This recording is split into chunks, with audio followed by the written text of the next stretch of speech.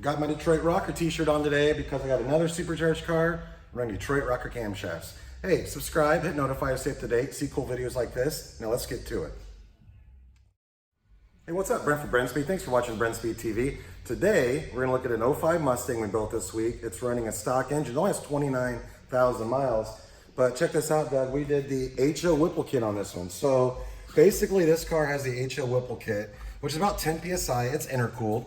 Comes with a GT500 fuel system, coarse injectors, Kohler spark plugs, and then we calibrated it. We also did a set of our Detroit Rocker camshafts and a set of Kooks Headers. So check out this dyno pull.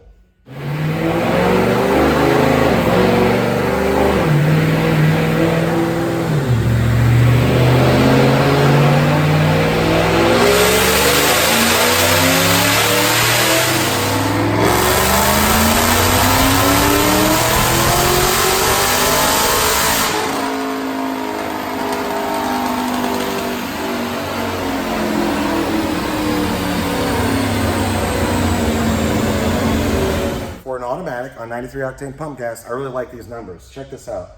472 rear wheel horsepower, and that was about 6,300 RPMs.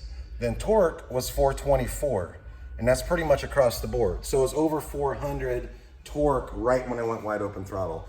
You may have some more questions about this, so I'll put some links in the description like I always do with the different parts that are on the car so you can read more about it, as well as how you can get a quote on something like this installed. And don't forget, we have free shipping in the 48 states. If you have questions on this Mustang, leave a comment. But all in all, Doug, let's take one more look at the car. It's a clean car, 29,000 miles, 2005 Mustang. Came in stock. I think it did have like a cold air intake on it when it came in, but this thing's gonna rip on the way home.